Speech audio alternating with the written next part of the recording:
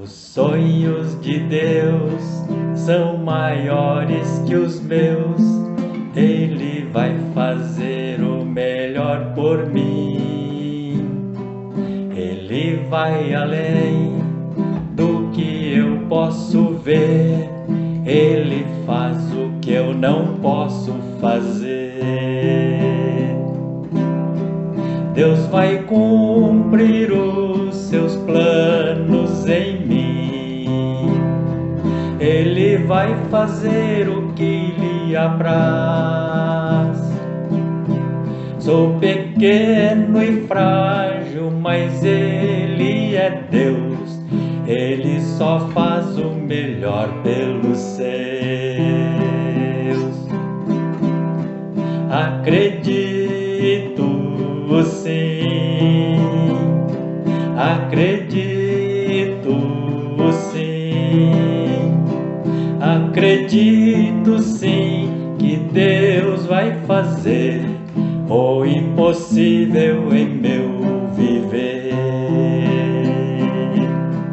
Acredito sim, acredito sim, que Deus vai fazer o impossível em meu viver. Acredito sim, acredito sim, que Deus vai fazer o impossível em meu viver. O impossível Deus vai fazer. Glória a Deus, estamos aqui mais uma vez para cultuarmos esse nosso Deus todo-poderoso, maravilhoso. Então, nós vamos estar louvando ao Senhor, para que possamos ouvir a palavra de Deus falando ao nosso coração. Vamos estar juntos, então, diante do trono do nosso Deus, em nome de Jesus. Irmãos, eu quero estar partilhando com vocês uma passagem da palavra de Deus que é muito importante naquilo que nós estamos para realizar neste domingo, que é a celebração da Santa Ceia do Senhor. Essa palavra está escrita lá no livro do Evangelho segundo São João, capítulo 21, no versículo 1 em diante. Nós vamos fazer a leitura da palavra de Deus. Depois disso, manifestou-se Jesus outra vez aos discípulos junto do mar de Tiberíades, ou seja, do mar da Galileia, e foi assim. Estavam juntos Simão Pedro, Tomé, chamado Dídimo, e Natanael, que era de Caná da Galileia, os filhos de Zebedeu e outros dois dos seus discípulos. Disse-lhe Simão: vou pescar. Eles falaram: também nós vamos contigo. Foram e subiram logo para o barco, e naquela noite nada apanharam. Sendo já manhã, Jesus se apresentou na praia, mas os discípulos não conheceram que era Jesus. Disse-lhes, pois, Jesus: filhos, tendes alguma coisa de comer? Responderam-lhe: não. E ele lhes disse: lançai a rede para o lado direito do barco e achareis. Lançaram, pois, a rede e já não podiam tirar pela quantidade enorme dos peixes. Então, aquele discípulo a quem Jesus amava disse a Pedro: é o Senhor. E quando Simão Pedro ouviu que era o Senhor, cingiu-se com a túnica porque estava nu e lançou-se ao mar. E os outros discípulos foram com o barco, porque não estavam distantes da terra senão quase 200 côvados, ou seja, quase 100 metros, levando a rede cheia de peixes. Logo que desceram para a terra, viram ali brasa, um peixe posto em cima e pão. Disse-lhe Jesus: trazei dos peixes que agora apanhastes. Simão Pedro subiu e puxou a rede para a terra, cheia de 153 grandes peixes, e sendo tantos, não rompeu a rede. Disse-lhes Jesus: vinde, comei. E nenhum dos discípulos ousava perguntar: quem és tu? Sabendo que era o Senhor.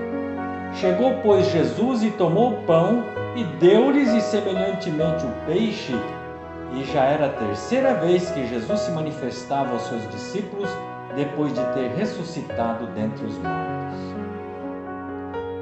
Meu Deus amado, nós te agradecemos pela tua grandeza e pelo teu poder. Te agradecemos pela leitura dessa tua palavra e pedimos que o Espírito Santo esteja abrindo o nosso coração para falar conosco. Em nome de Jesus. Amém. Glórias a Deus. Uma pergunta que fica assim no ar. Por que Pedro foi pescar e os outros discípulos acompanharam ele, os companheiros? Certamente porque eles estavam desanimados. É comum a gente se desanimar em certas ocasiões da vida. Ainda mais eles que tinham passado 3 anos com Jesus, vivenciando grandes maravilhas e milagres. Eles viram acontecer coisas maravilhosas, tinham testemunhado coisas impressionantes. Agora, todo aquele castelo ruiu. Aquele sonho que eles tinham de ter o reino de Deus tomando conta da vida deles, de repente agora acabou. Por quê? Porque aquele que eles achavam que era o invencível, o Senhor dos senhores, aquele que veio para libertar o povo, de repente as autoridades o prenderam e levaram, colocaram na cruz, mataram aquele que eles achavam que era o grande líder revolucionário da nação deles. Olha, aconteceu de algumas mulheres falarem que Jesus tinha ressuscitado, e alguns deles até tinham visto Jesus ressuscitado, mas parece que não estava assim funcionando muito bem. Eles estavam desanimados. Na nossa vida nós passamos por situações semelhantes. Depois que crescemos, deixamos o sentimento de criança, porque quando a gente era criança tudo parecia maravilhoso, a gente não tinha noção do que era a vida, a gente não tinha noção das coisas dificultosas que acontecem na vida, porque a criança está numa fase de alegria. Quando passamos para a adolescência, ainda nós temos muitas ilusões, porque nós não enfrentamos a luta do dia a dia. Claro, existem algumas exceções. Alguns adolescentes passam por situações complicadíssimas, mas a maioria então passa pela adolescência sem com seus sonhos, sem perceber que existem grandes dificuldades ao seu redor. Chegamos então quando a maioridade e o peso da responsabilidade começa a cair sobre os nossos ombros. Cada dia vem uma luta. E nós temos os planos, os sonhos, e muitos desses sonhos não conseguem se realizar. Alguns desses sonhos elas vêm desmoronar. Nós ficamos sobrecarregados com a vida material. E essa questão da vida material sobrecarrega também e afeta a alma e o espírito. Assim como naquela ocasião os discípulos se reuniram com Pedro e resolveram voltar atrás. Por quê? Esqueceram tudo daquilo que tinham vivenciado com Jesus nos últimos 3 anos. De repente parece que aquele sonho acabou, se transformou num enorme pesadelo. Quantas coisas se passaram de maravilhoso e agora não existia mais.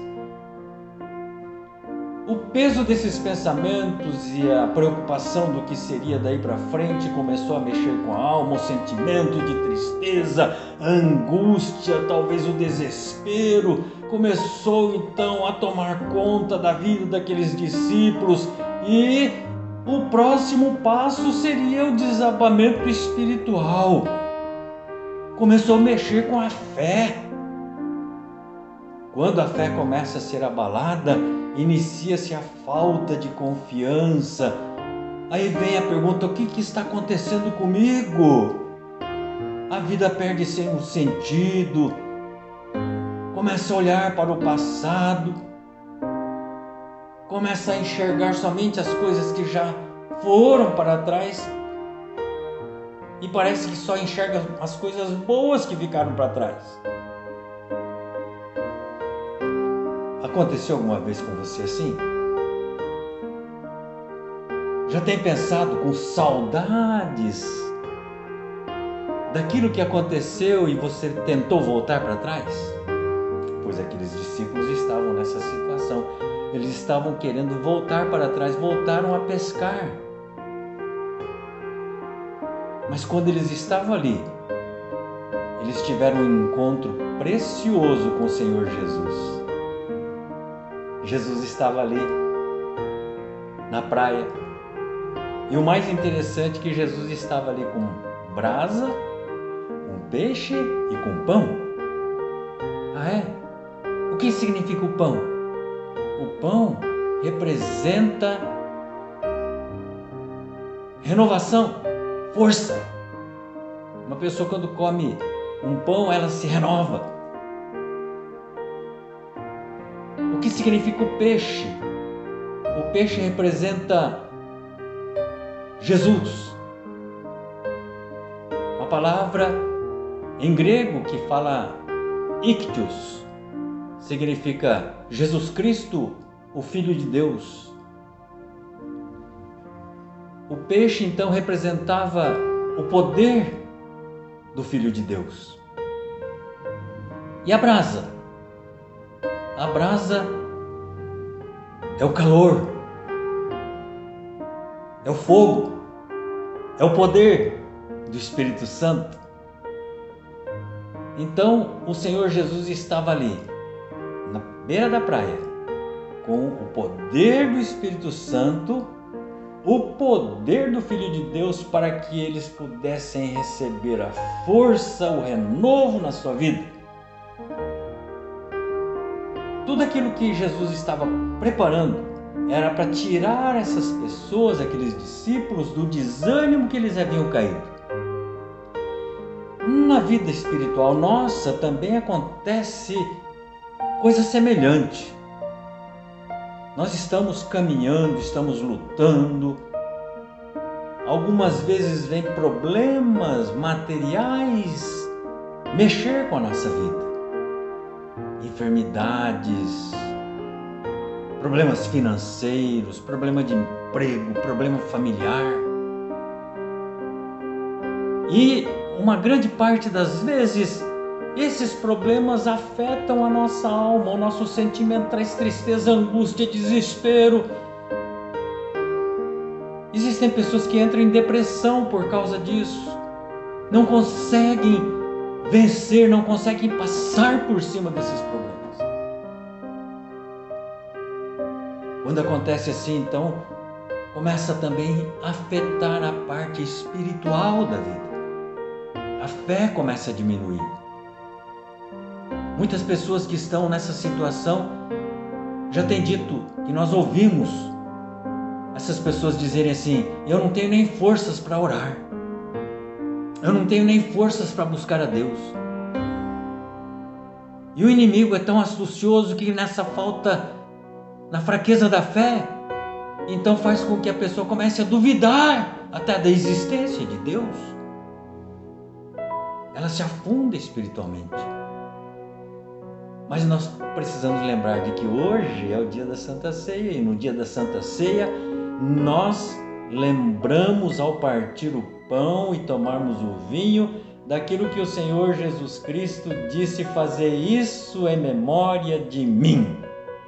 Então nós tomamos a Santa Ceia para lembrarmos que Jesus morreu lá na cruz do Calvário para que nós fôssemos renovados com a brasa do Espírito Santo, com a força do peixe, a força do Senhor Jesus, e Ele nos oferece esse pão que nos traz um reforço na nossa vida.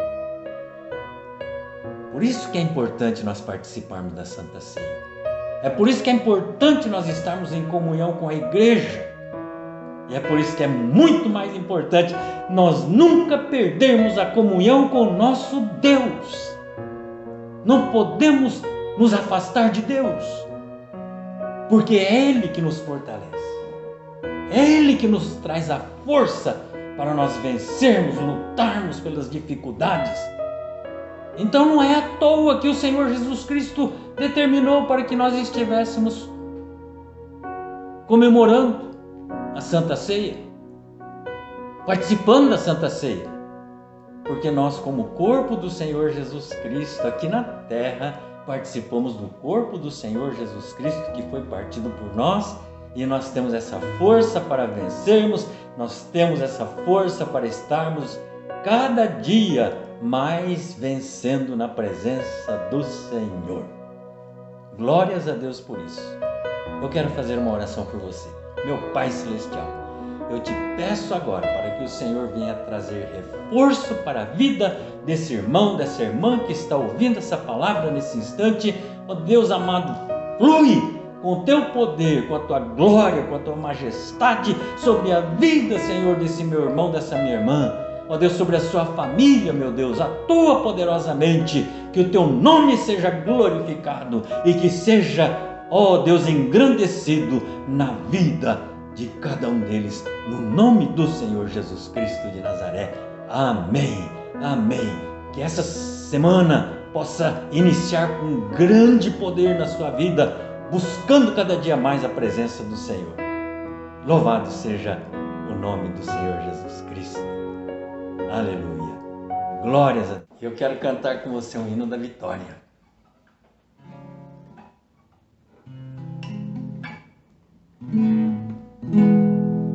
Vencedor serei, vencedor serei. Nada me espanta, a causa é santa. Vencedor serei, vencedor serei, vencedor serei. Por meu Jesus e sua cruz, vencedor serei. Vitória para você a cada momento. Que essa semana você seja mais que vitorioso no poder do nome do Senhor Jesus. Vitória sobre você, sobre a sua família. Que o grande amor de Deus Pai, a graça do Senhor Jesus Cristo e a comunhão e a consolação do Espírito Santo esteja com a sua vida, hoje e para todos sempre. Amém. Amém. Glórias a Deus. A paz seja convosco.